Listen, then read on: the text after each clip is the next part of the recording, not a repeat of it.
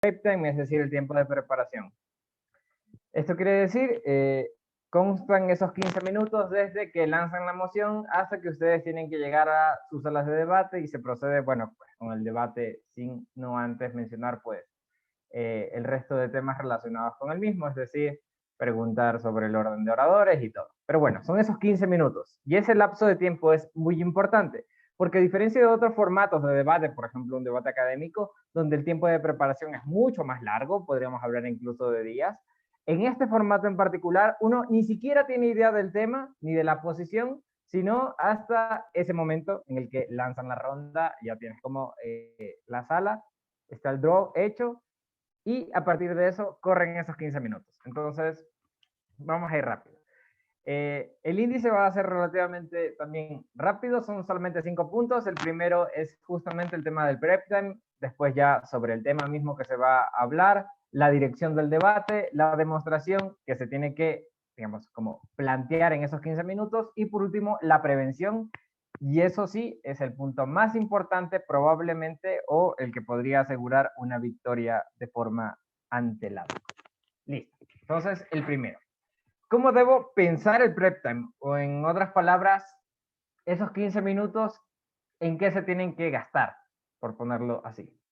¿Qué puedo hacer en 15 minutos? Y la verdad es que se pueden hacer un montón de cosas. No quiero venir aquí a preguntarles qué se pueden hacer en 15 minutos, eh, pero 15 minutos para un tema de diálogos o para formular un debate debería ser más que suficiente para, digamos, cumplir con varios roles dentro del debate. Más que nada, preparar esos 7 minutos de intervención que se van a hacer tanto de su parte como de sus parejas. En el peor caso que tuvieran que doblar, igualmente tienen 15 minutos para preparar 14 minutos de intervención.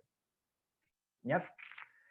El prep time debería servir, o al menos en principio, esta es la recomendación, para hacer predicciones acertadas del debate, escoger una estrategia efectiva para ganar a través de una comparación de argumentos, y esto va a ser igualmente muy importante, junto con la estrategia de anticipación traídos de su parte. Es decir, esos 15 minutos sirven para prepararse para lo que van a decir en los siguientes minutos, es decir, en el momento de su intervención.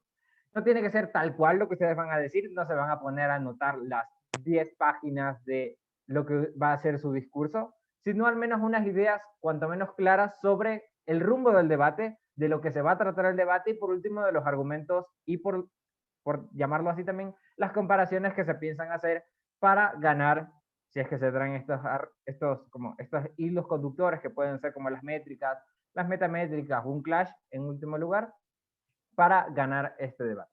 ¿Ya? Muchas veces la gente cree que el prep time es simplemente para armar argumentos. Y si ustedes entran al prep time con ese pensamiento, la verdad es que tienen muchas posibilidades de perder. Porque pensar en argumentos es algo muy sencillo, pero la forma en la cual se lo hace es lo más importante para poder encarar esos 15 minutos de la mejor forma. Y esto vamos a explicarlo en los siguientes puntos. Y es más que nada el tema de hacer predicciones y formular una estrategia. Es decir, a partir de un inicio, un primer paso que puede ser hacer una predicción acertada del debate, nosotros podemos elaborar una estrategia para ganadora, al fin y al cabo ese es nuestro propósito, nuestro objetivo en el debate, y esta estrategia a su vez nos lleva a formular argumentos y a poder compararlos, o al menos tener una idea, digamos, muy bien elaborada de cómo pensamos compararlos para ganar en un debate. ¿Ya? Listo. ¿Qué es lo primero que deberíamos hacer cuando entramos al prep time? Y esto más que nada va cuando nosotros sabemos la moción. Hay muchos otros talleres que hablan de qué hacer cuando tú conoces el tema y tu pareja también, qué es lo que sucede cuando uno de los dos conoce el tema y el otro la desconoce por completo, o qué hay que hacer cuando no tenemos ni la más puñetera idea de qué va a tratar este debate. Bueno, estos 3 puntos al menos que vamos a tratar a continuación aplicarían por decirlo así, todas las situaciones. Aunque claro, lo más recomendable es que cuanto menos una persona, si es que no son las dos, esté en conocimiento del tema a debatir, más que nada, y del sentido mismo de la moción. Y esto vamos a precisar. Y por eso hay que ponerlo y subrayarlo una y otra vez. Leer y comprender la moción. Dejé digamos, de lado, el otro punto es reconocer cuál es tu lado, porque muchas veces la gente entra a ese prep time y pasa 10 minutos haciendo el lado de gobierno y a los 10 minutos se da cuenta que es oposición. Y bueno, al menos ya con eso preparaste el caso de gobierno. Pero claro, tienen que leer y comprender la moción. Y la verdad es que comprender está de más, porque cuando leen tienen que comprender efectivamente. Y es que las mociones, sin importar como el tipo que sean, tienen que ser muy bien precisadas. Es decir, si es que existe algún concepto ambiguo, si es que no estoy entendiendo bien si es una moción valorativa, política, o estoy tratando de encuadrar una moción como si fuera de actor, pero no lo es. Y entonces no me importa mucho el actor. Podría ser un actor relevante en una moción valorativa, pero no es el punto central sobre el cual yo debería estar fabricando y elaborando mis argumentos. Entonces, ¿de qué forma lo podemos hacer? Aquí tienen al menos 3 preguntas, se pueden hacer un montón más ahorita que vamos a ver el tema del espíritu de la moción. El primero es reconocer cuáles son las palabras claves, empezando por verbos, además de, en este caso, como situaciones también. El segundo es de qué va la moción que estoy leyendo. Y por último, qué es lo más importante. Entonces, este era un caso como muy sencillo. Es una moción que fue sacada en el Wood, es decir, en el Mundial en inglés, que decía, esta casa prohibiría la medicina privada. ¿Cuáles son las palabras claves dentro de esta moción? Para empezar sencillamente, el verbo que empieza ya te dice qué tipo de moción es, que es prohibiría. Y por último, está el tema de la medicina privada, que es como el otro tema sustancial.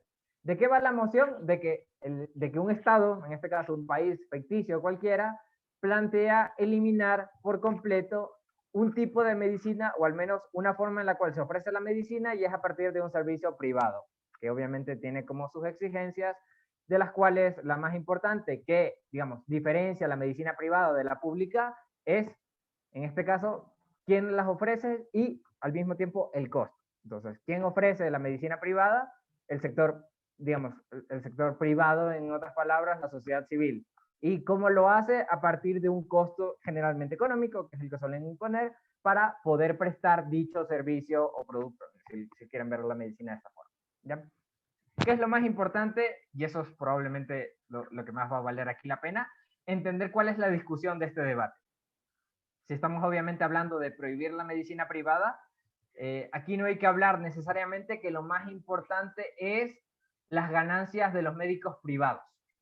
Podríamos decir que eso es algo importante de este debate, pero muy fácilmente podríamos descartarlo si es que nosotros identificamos unos actores principales, y es justamente quienes pueden o no pagarse la medicina privada, o qué sucedería en un mercado, en este caso de la medicina, o podríamos hablar de la farmacéutica, si se elimina por completo la iniciativa privada.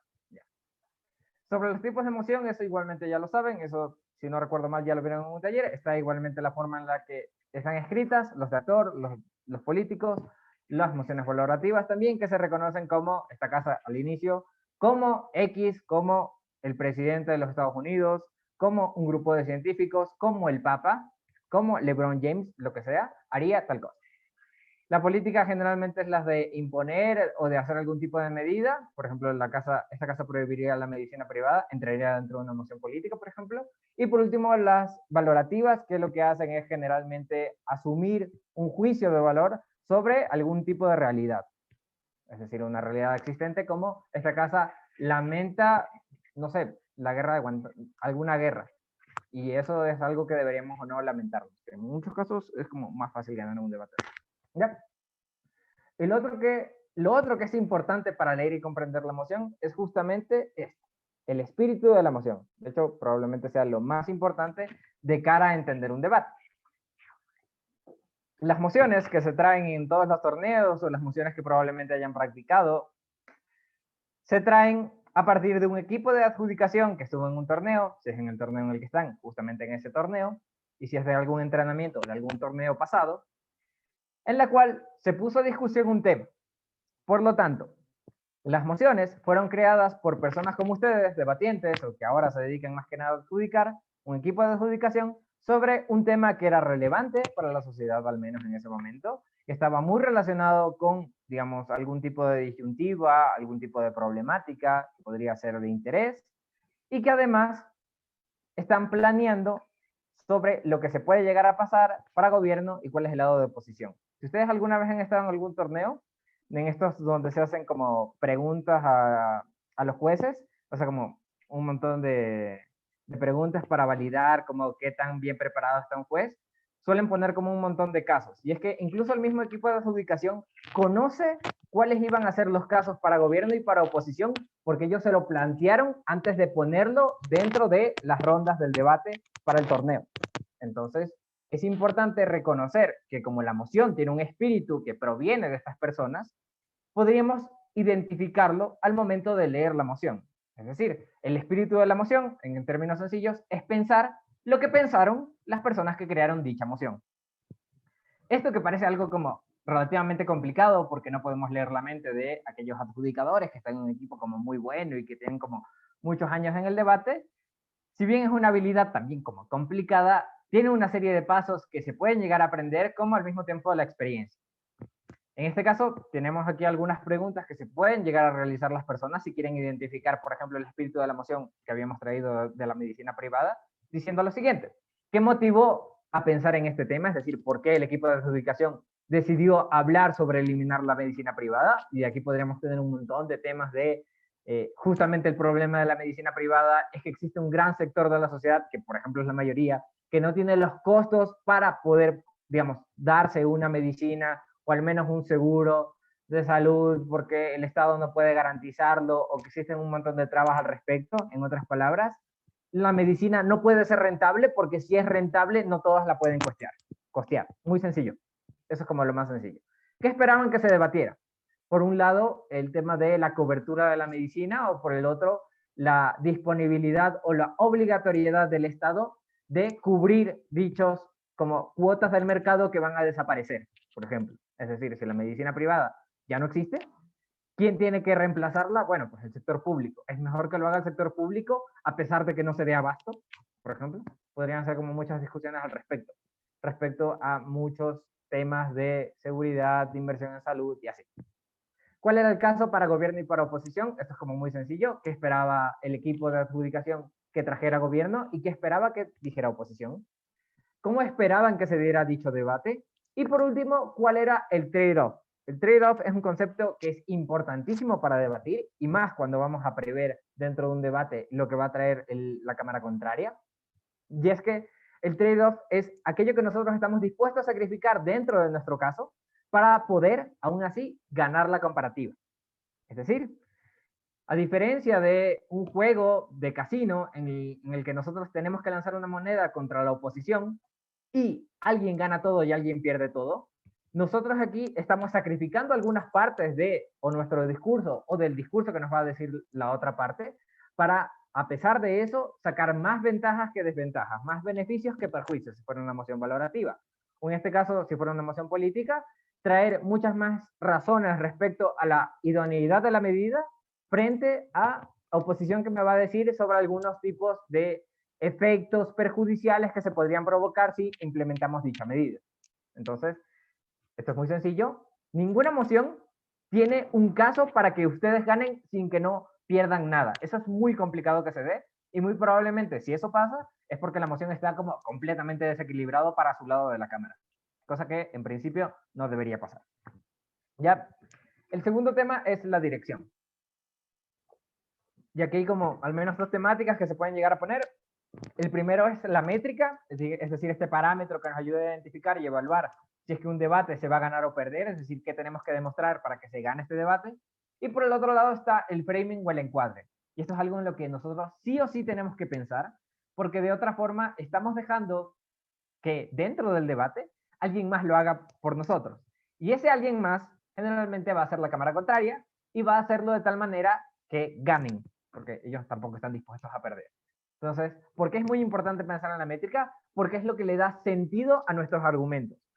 Si ustedes se dan cuenta, hasta ahora no hemos pensado en ni un solo argumento, solamente tenemos algunas ideas vagas respecto a la temática, que es el primer punto.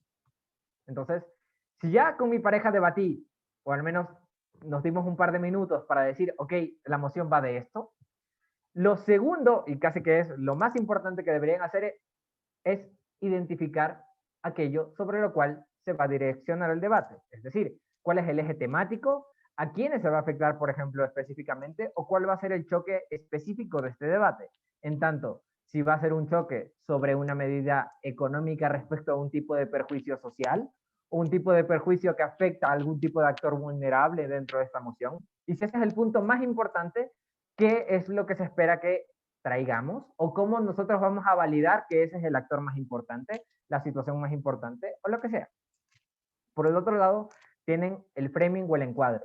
Y esto más que pensarlo es para que ustedes lo formulen, es decir, este encuadre, es decir, la dirección precisa del debate, es aquellos como ideas también vagas, que no son en principio argumentos, que ustedes tienen que transmitir al juez para que el juez compre, o al menos se vea persuadido para entender que su medida es mucho más factible que suceda en la realidad, es decir, sea más probable en términos de plausibilidad, y en segundo sentido, que sea mucho más importante. Es decir, que lo que ustedes están mencionando es lo más importante en el debate, o al menos lo es más en comparación a lo que nos piensa decir la otra cámara. Por eso también tienen estas preguntas de qué visión de la realidad debería traer al debate o cómo debería presentar la información. Porque si nosotros vamos a hablar de una moción de esta casa prohibiría la medicina privada, nosotros podemos presentar una información completamente diferente sobre quienes no se la pueden costear. Y en función de eso, podría, digamos, traer un framing a direccionar este debate a que el grupo más importante o el actor más importante no son los médicos, no es el Estado en principio, sino la gente que sufre enfermedades. Enfermedades catastróficas que dificultan, por ejemplo, sus condiciones de vida y entre esas sus posibilidades de tener ingresos económicos. Es decir, una persona enferma no tiene posibilidades de trabajar y la gente que se encuentra en situaciones de vulnerabilidad, por ejemplo, desnutrición infantil o un montón más de problemas desde el embarazo que podríamos hablar, es decir, desde la gestación, que eso también es un tema médico, como eso se replica y es en cierto sentido acumulativo y cómo estas personas de plano, si ya vivían en una situación de vulnerabilidad, es decir, podríamos hablar de la pobreza, es decir, una falta de calidad de agua, una falta de calidad en los servicios como de vida más básicos, cómo eso afecta a toda su vida y eso incluso impacta a sus posibilidades de conseguir dinero y cómo eso a la larga impide que tampoco pueda mejorar su situación de vida porque no puede trabajar, porque no puede mejorarse literalmente su estado de salud física y mental. Y eso como esa bolita de nieve es en sí el framing más importante de este debate para decir por qué deberíamos eliminar la medicina privada. ¿Ya? E igualmente, si nosotros desde oposición quisiéramos traer algo mucho más como válido, podríamos hablar específicamente de las iniciativas que no tan solo que son privadas de medicina, sino como estas mismas son las que sostienen todo como el sistema de salud dentro de los países, o sea, sin importar qué papel pueda ocupar el Estado. La medicina privada, a pesar de, digamos, de estos altos costos, tiene algunos costos de oportunidad para que el servicio público simplemente atienda a las personas que no se pueden atender en el servicio privado. Entonces, como esta información, que sigue siendo válida en ambos mundos, puede persuadir a, en este caso, los jueces para que puedan creer, digamos, y también para que se impacte de mejor forma nuestros puntos. Bien, ahora sí pasamos a la demostración. Y esto sí es como lo que todos hacemos, es decir, pensar en los razonamientos y en los impactos de las ideas. En otras palabras, pensar en el argumento. ¿Ya? Esto es como algo que ustedes definitivamente hacen, si no, no sé, chicos, qué hacen en esos 15 minutos.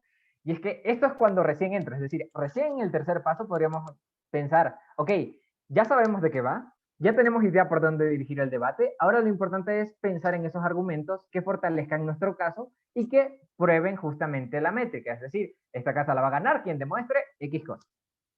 Por lo tanto, tienen al menos que funcionar en dos direcciones, por no hablar más. Y es probar la plausibilidad de sus argumentos, en este caso mecanizar si es necesario, traer estos razonamientos que pueden ser como verticales respecto a, ok, esto sucede así por la lógica que los actores se mueven de esta manera, o porque el campo de juego sobre el cual se movilizan los actores o sus intereses son tales y su identidad es tal o cual y van a actuar de esta manera y esto va a producir dicho efecto y dicho efecto a su vez genera esta consecuencia. Ya. Y por el otro lado, probar la importancia de este debate, es decir, cómo ustedes piensan conectar lo que ustedes están diciendo, es decir, el punto de que estas personas van a poder o no tener acceso a un tipo de salud que ahora va a reemplazar el Estado, frente a la métrica, que es decir, esta casa la va a ganar quien demuestre en dónde tenemos un mejor servicio de salud. Una cosa como cualquiera, ¿ya? ¿De qué forma se pueden hacer las demostraciones? Eso ustedes lo saben. No sé qué formato utilicen, es decir, si es el de API o es el de AREL. Entonces aquí está como rápidamente explicado. se van a utilizar en el caso de API. Tienen que traer el antes y el ahora, como esta situación confrontativa de qué sucedía antes, qué sucede ahora, porque es un problema.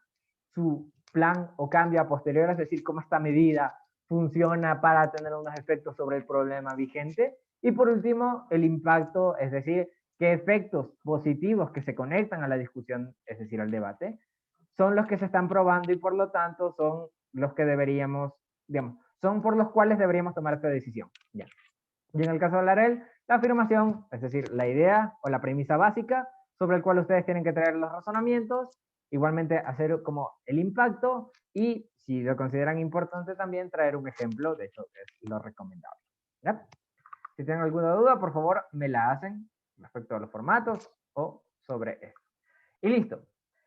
En estos al menos 3 puntos, si es que ustedes lo quieren ver así, ya hemos tratado como relativamente lo que las personas suelen hacer dentro de un tiempo de preparación, al menos de forma inicial. Sabemos que sí o sí tenemos que pensar en el tema, quizás si pensar en la métrica sea algo más como complicado, pero ya pensar en la demostración es como igual, básico.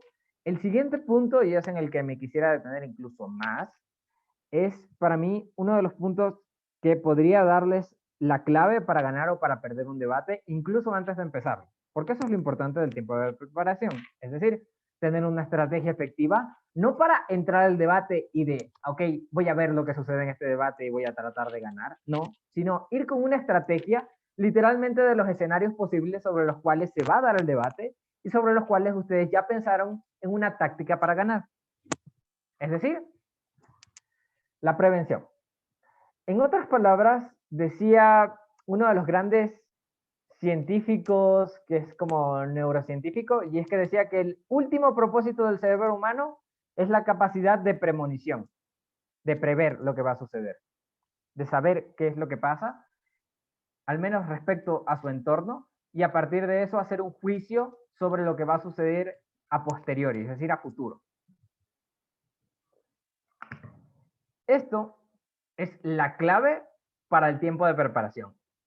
Indistintamente que ustedes tengan como todos los casos. Obviamente necesitamos de los pasos previos, pero incluso teniendo los pasos previos, sin hacer esto de aquí, tenemos aleatoriamente probabilidades de ganar. Es decir, estamos entregados al azar de lo que pueda pasar en el debate porque nosotros no tenemos una estrategia específica para ganar. Tenemos una idea vaga de cómo ganar porque pensamos en argumentos, pero eso no significa que vayamos a ganar cuando los presentemos dentro del debate. Más allá de las otras discusiones de, ok, yo pensé en un caso genial, pero al momento de entrar al debate me confundí, no traje los razonamientos, había pensado en un gran ejemplo para conectar, digamos, mis impactos respecto a la moción y hacer una refutación como a todo lo que había dicho el líder de oposición, pero como viceprimer ministra me confundí, me trabé, me dio algo. No. Más allá de esas discusiones, que eso es algo que se puede mejorar con la práctica, este punto de acá, digamos, funciona de otra manera y funciona específicamente para tener el terreno completamente mapeado.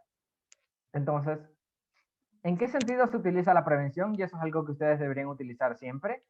Yo cuando empecé a debatir, yo siempre era segundo orador, y en estos casos, cuando yo era látigo, cumplía siempre este deber.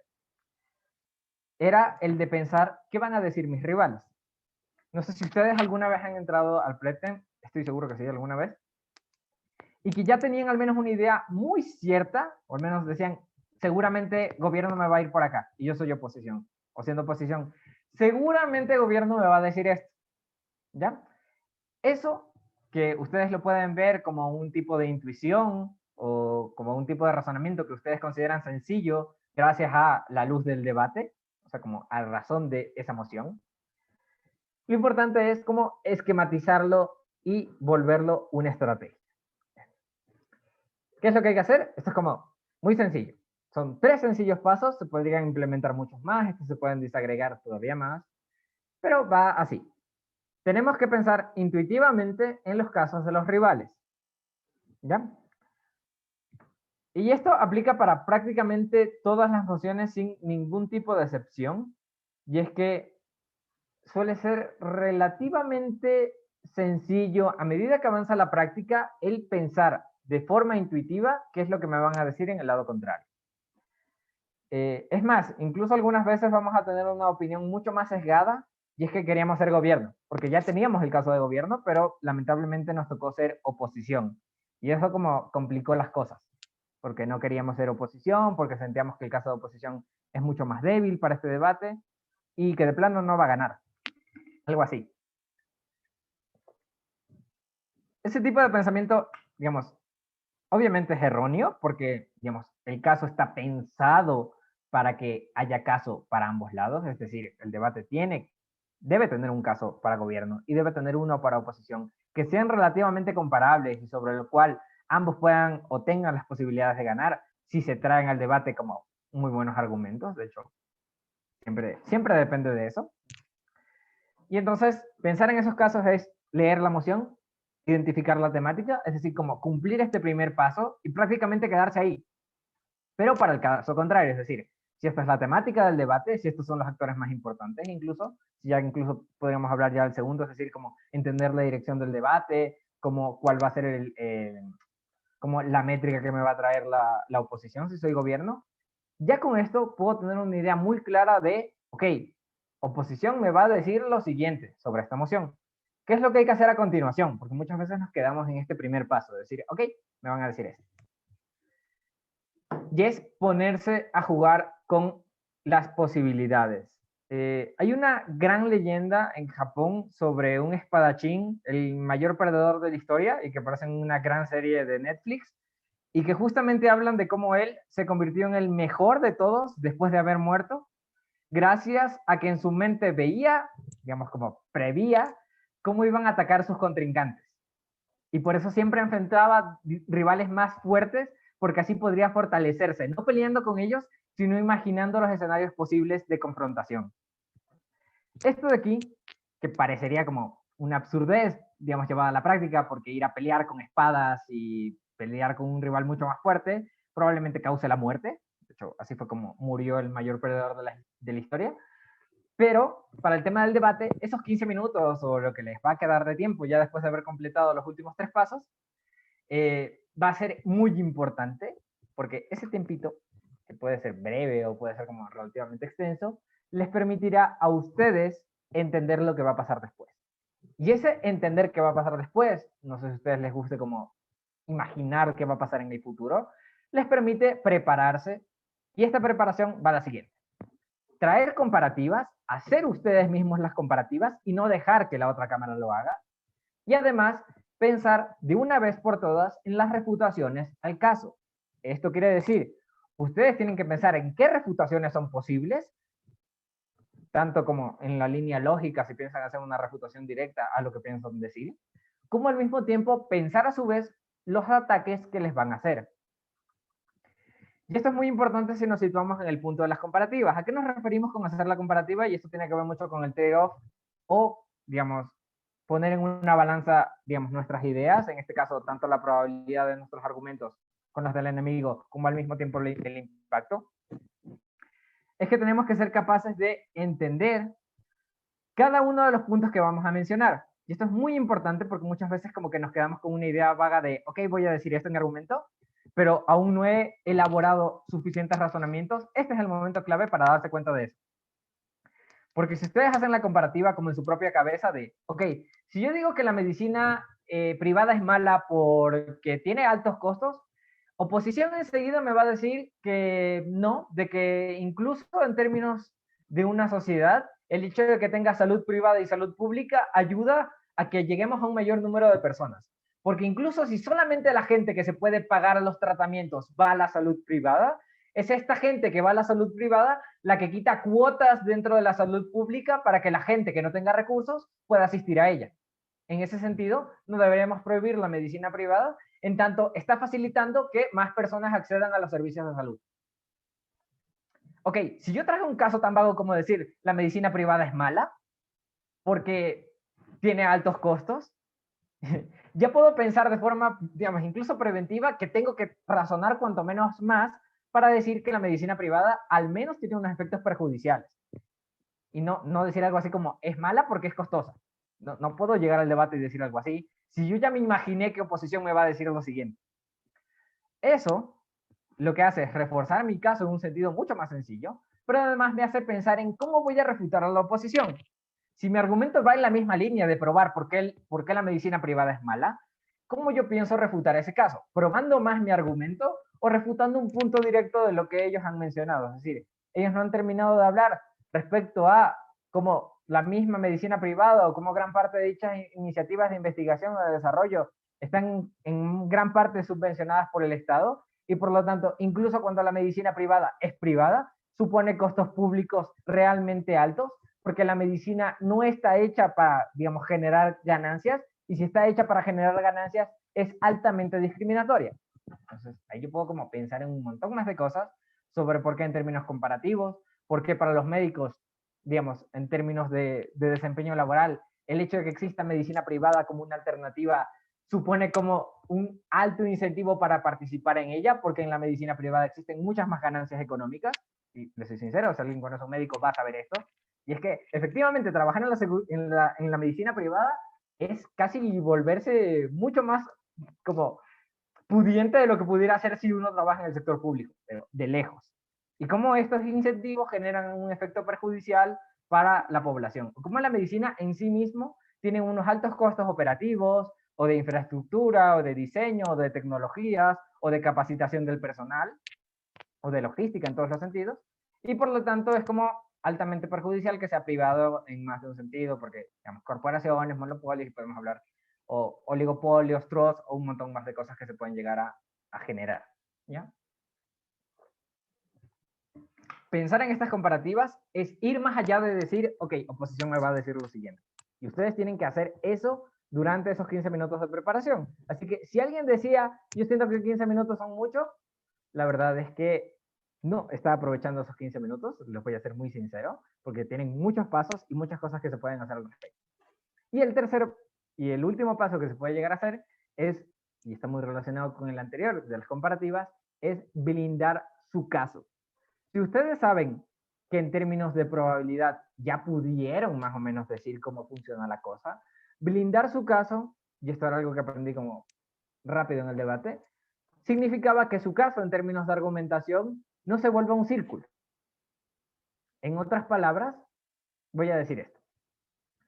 La medicina privada es en sí mismo mala, y esta situación es la que hace que, o al menos es la que nos obliga a pensar que deberíamos eliminarla. Este es un argumento como muy, muy sencillo. Como, ¿por qué deberíamos eliminarla? Porque es mala. Y porque es mala, es suficiente motivo para eliminarla. Es decir, como podemos dar una vueltita. Como una cosa causa la otra y a su vez podemos ir en circulitos. Una y otra vez volviendo. Como una cosa se prueba la otra. Casi que es una serpiente mordiéndose a sí misma. ¿Ya? Este tipo de razonamientos suelen ser como muy vagos y no nos permiten ganar en unas comparativas. Es decir, son fácilmente refutables. Incluso como haciéndole impugnación al panel de que su caso está traído de una forma circular, es muy fácil para que se los tumben. Pero además de esto, obviamente decir, ¿por qué la medicina privada no es mala? Porque incluso si fuera mala, no es razón suficiente para eliminarla, que al fin y al cabo la moción no era la medicina privada es mala, sino si deberíamos eliminarla. Lo que ustedes deberían probar, si es que piensan decir que la medicina privada es mala, deberían decir, ¿por qué las cosas, o por qué al menos los servicios, que son eminentemente malas en estos sentidos, son al mismo tiempo razón suficiente para, digamos, exigir su eliminación? ¿Ya? Esto es como algo que puede llegar a ser como lo mismo, pero lo que le está tratando de decir este tipo de razonamiento es que ustedes tienen que probar una cosa para a partir de eso dar el saltito a la siguiente. Entonces como que empiezan a generar un caso que, si ustedes lo piensan, se vuelve como una espiral, ¿ok?